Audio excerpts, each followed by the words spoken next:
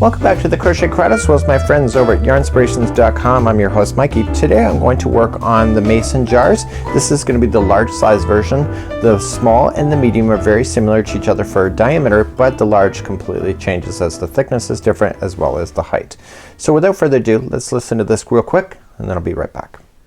This video has sound alerts added. When you hear this sound, it will be your signal that the segment is finishing up. Press stop and crochet the instructions and then press play again to continue along in your project.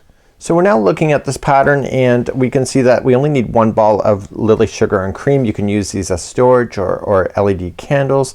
These are actually really kind of a cool idea and I think it's quite practical. I just used some old relish container that I did have from this. So you can actually either go out and buy something or just look to your fridge and finish up something and then you have something good to go. You should notice that this container at the top, this one here, the large one, the container must be slid in prior to you actually finishing the top because you will not be able to get it in afterwards. So just be paying attention to that before we go any further. So we're gonna start out on the very base here and then we're gonna work our way up, and you're gonna need a 3.75 millimeter or a size F crochet hook in order to play today. So let's begin. So to begin we're going to create a slip knot and we're going to insert our hook. This is an easy size or easy type level pattern, so it's not hard to do. So you're just going to put on a slip knot and then you're going to chain 2. So 1 and 2, and let's immediately just jump into round number 1. So we're going to come second chain from the hook, so 1 and 2, or it's the very first chain, whatever one you want to look for, it's the same one, and you're going to single crochet into that one a total of 6 times. So 1 and 2 and just keep on going. Wrap that straggler into it at the same time. This is 3, 4, 5 and 6, and you're gonna notice it's gonna feel tight right off the bat. So you have to go into the very first one. How do you know which one it is? You can either count back, so 1, 2, 3, 4, 5 and 6, or if you can identify the first one automatically, then you don't have to worry about counting back as well. So I always recommend counting back just to verify, and you're just gonna join it with a slip stitch in order to conclude that circle. So now everything is good, and I'm gonna get rid of my straggler right out now so that it's out of my way, out of my hair kind of idea. And now we're good to go for round number 2. So moving forward in today's tutorial, I'm going to tell you how to start a round, and then I'm going to leave you to do the round, and then we're going to join us back here. So let's begin round number 2. You're going to chain up 1, and in the same one that you did the join, you're going to put in 2 single crochets. So 1 and 2. So each stitch all the way around is going to have 2 single crochets. So I want you to do that and meet me back here in just a moment. So as you come all the way back around, a lot of people assume that this last section right here is part of a stitch, but it's not. It's like a new stitch. It's part of the original. So you should have 6 groups of 2 going in all the way around, and if you don't see that, just look at your project real quick and then just take a look. So then once you're satisfied with that, just join it with a slip stitch to the top of the first single crochet. Let's move along to round number 3. So round number 3, we're gonna chain up 1 first, and then the first stitch where you've done the join is gonna be 1 single crochet by itself, and then the next one is going to be 2 single crochets into the same stitch. So 1 and 2. So here's the repeat pattern for the remaining of the round. First stitch is 1 single crochet, and then the next one has 2 single crochets. Please do that same pattern going all the way around for round number 3. So coming all the way back around, just join it to the top of the first single crochet that you had started with. Let's move along to round number 4. Easy peasy, just chain up 1 and 1 single crochet into the first one and 1 into the next one. So 2 in a row, and then the next one has 2 single crochets in there. So 1 and 2. So the repeat pattern is 2 single crochets are in a row, so 1 and 2, and then the next one is 2 single crochets into the same one. Please do that all the way around for round number 4. So let's just join it to the top of the first single crochet that we had started with, and let's begin round number 5. So chain up 1 and 1 single crochet into that one, okay, into the one that you did the join, 1 into the next and 1 into the next. So there's 3 in a row that are single crochets, and then the next one has 2 single crochets in it. So 1 and 2. So the repeat pattern for the entire round is 1 single crochet and 2 and 3. So there's 3 in a row, and then the next one has 2 single crochets into the same one. Please do that all the way around for round number 5. So I'm coming up all the way around and just joining to the top of the first single crochet to the beginning.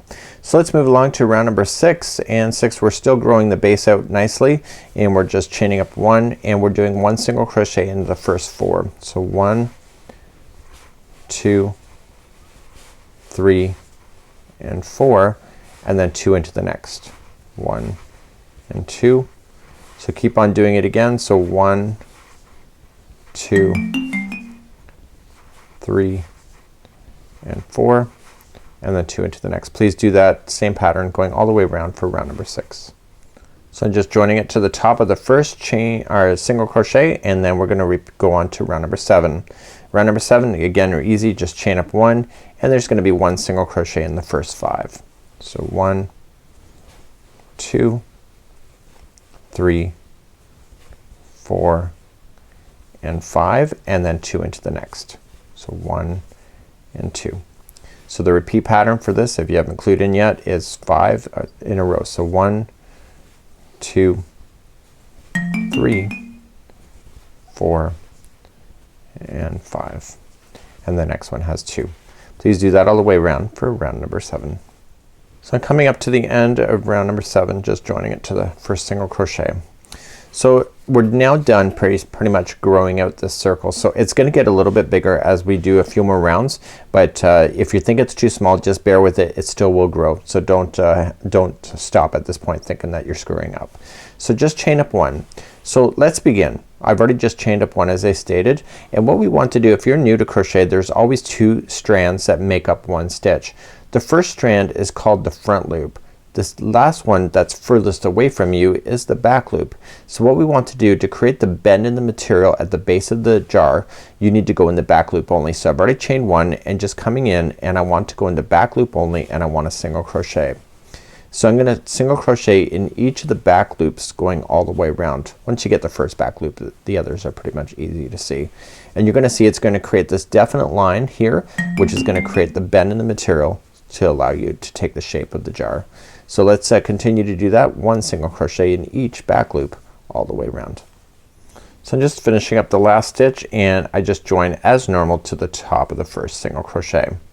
So now you can see there's a definite line going all the way around. So we're gonna move on to the body next. The body consists of 4 rounds that repeat each other a total of 3 times. But what I'm gonna do is I'm gonna get you started. I'm gonna show you the body repeat once, and then I'm gonna show you how to start it once again, because it's slightly different from the way that you start from where we are now. And then I'm gonna leave the rest of you for that, and then we'll join you at the top of that when we're done. So let's move along. We're gonna do a round of the bodies starting at the round number 1. So we're just gonna chain up 4. So 1, 2, 3 and 4. So that counted as a double crochet and chain 1. You're gonna skip 1 stitch and single crochet, or sorry, double crochet in the next one over. Just like this, and then chain 1. Skip 1, double crochet into the next, and then chain 1. So what I want you to do is do that all the way around, and you're gonna see that it's gonna leave this lovely gapping of ladders look all the way around. So please do that, and I'll see you at the end of this round. So as you come all the way back around, don't forget you're gonna have 1 left over before hitting this one again. So chain up 1, and I want you to count the 3rd chain up. So 1, 2 and 3, and that's the one you're going to slip stitch in to finish off round number 1. So you have this consistency of going all the way around. Let's move along to round number 2. Really easy. Chain up 1, and it's gonna be 1 single crochet in each stitch, which is the double crochet, and then another single crochet in the next chain 1 space. So every stitch, whether it's a double crochet or chain 1, gets a single crochet all the way around. So please do that all the way around for round number 2 of the body. So as we come all the way around, don't forget that last chain 1 space that's there before you hit the first single crochet that you started with. So that was round number 2. We're gonna move on to round number 3. Round number 3, we're going to be creating a mesh like area, and it's actually really quite simple, like I would always say it anyway, but it really quite is. So let's begin round number 3, which is starting with the chain 5. So 1, 2, 2 and 3, which counts as a double crochet, 4 and 5, which is a chain 2 space, and that'll make sense in just a little bit. So you want to skip 2, 1 and 2, and single crochet into the 3rd one over. Then you want to chain 2, skip 2, and you want to put a V-stitch into the 3rd one. So it's consisting of double crochet, chain 2, and double crochet into the same one. So the repeat pattern going all the way around is that you got a single crochet, chain 2, skip 2, V-stitch into the next, and then we're gonna carry on. So we're gonna chain 2, skip 2, and single crochet into the next. Do you see that? So you have these V-stitches in between these single crochets. So the repeat pattern is chain 2 and then skip 2 and V-stitch into the next, which is a single is a double crochet by itself, and chain 2 and double crochet, and then chain 2 again, and then skip 2 and single crochet in the next. Please do this all the way around for round number 3. So as we come up on the end of round number 3, here's the thing you gotta watch for. We've just chained 2 and the V-stitch is next. So you have a V-stitch here, this is your single. So this is your V-stitch that you're looking at. So you're going to double crochet into the same one you did the join with, and you're going to chain 2, and you're going to just slip stitch to the third one up. So 1, 2, and 3. So slip stitch it there, and then therefore it completes that final V that you need. So let's move on to round number 4. So begin round number 4 is always the same. It's gonna be chaining a 3. So 1, 2, and 3, and I want you to reach over to where the next V-stitch appears. So see how it looks like a V, and you're gonna do a cluster. So how to do that is that you're gonna wrap the hook and going right into the V, and you're gonna yarn over, pull through, then you're gonna yarn over, pull through 2, and hold it. Don't finish it. So to do it again, so yarning over, same stitch or same space, pull through 2, and hold. Do it again one more time, and you want to get a total of 4 loops on your hook. So you're gonna yarn over, pull through all 4 loops, and then just chain 1 to finalize. You want to do this a total of 3 times in each of the V-stitches. So let's do it again. So wrap the hook, same V-stitch, pull through 2, and hold, and you keep doing that until you get 4 loops on your hook. Okay, pull through all 4, chain 1, and do it one more last time. So there's gonna be 3 groups of these clusters in each of the V-stitches going all the way around. So pull through all of them, chain 1 to finalize, and then what you have to just do is just jump to the next V-stitch that's available to you. So this was a single, go right to the V and do it all over again. So here's the repeat pattern. So you're gonna cluster, chain 1, cluster again,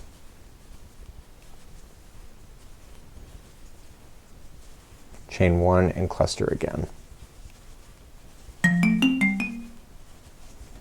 Okay, and then chain 1 to finalize, and then just jump to the next V.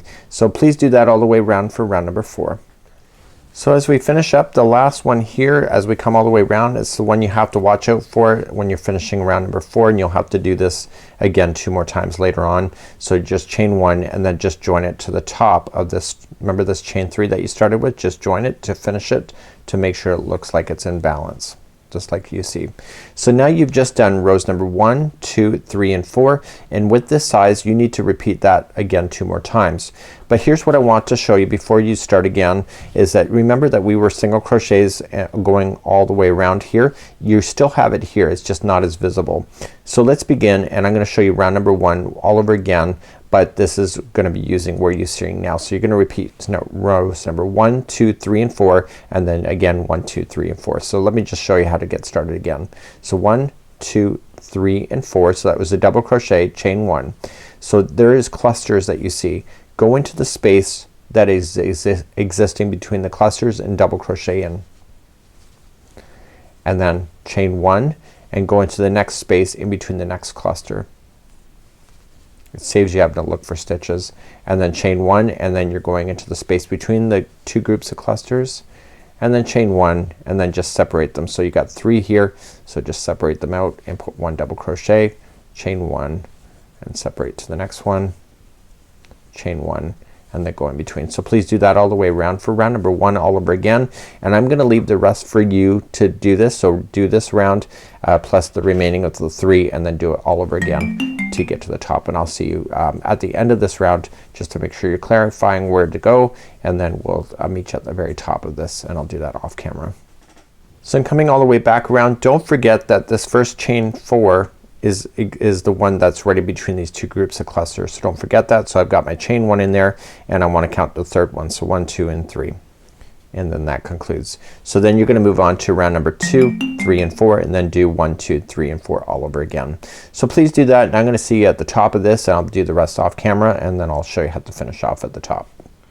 So now we're about ready to move on to round number 13. So you would have done the body 3 times. So 1, 2 and 3. So we're now on round number 4 as we just finished round number 4 of the body.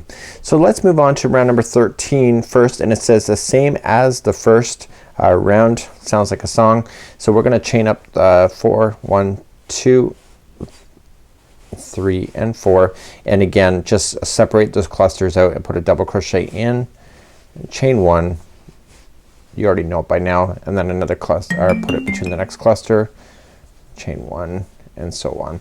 Please do this around all the do this all the way around for round number 13. So I'm coming all the way back around and I'm just following it as I normally would. Remember that this chain 4 is part of this first one that we started with, and you're just going to go to the third chain up. So that's it. So what you need to do before you go on, you need to get your jar ready and clean it up and get it nice and prepared, because now we have to slip it in before we continue on with rounds number 14 and 15 and 16. So I'll see you back here. I gotta run upstairs and get myself a jar. Okay, so now I got my jar, and just let you know, I think my jar is a little short. It's not the right size as per the pattern, but that doesn't matter. I can actually make it just not look like it's so stretched that it's crazy, right? It still looks great. So now what we're gonna do is that we're going to start reducing the top of these stitches easily to create it so that it's part of the jar. So let's begin round number 14. So we're gonna chain up 1, and I know the angle is kind of rough, but just bear with me. We're gonna go just like you did before, the single crochets like you had. So we're just gonna single crochet in the first double, and then we're going to single in the next chain 1 space, and then single crochet in the next double. So what we want to do is that is considered 3. So we want to skip the next stitch and then just immediately just jump over to the next one and single crochet the next 3. So this happens to be a double crochet in the space and double crochet. So then that's 3 in a row. So skip the next and you want to go to the next. So that's what you want to do all the way around for round number 14. So in keeping with the pattern, I'm skipping 1 and then there's gonna be only 2 in the end. So just 1 and 2 and then that's it, and then you just join it to the beginning single crochet that you had started with. So that's easy. So you can see it kind of compressed down to itself onto the jar. That's why you had to put it in first.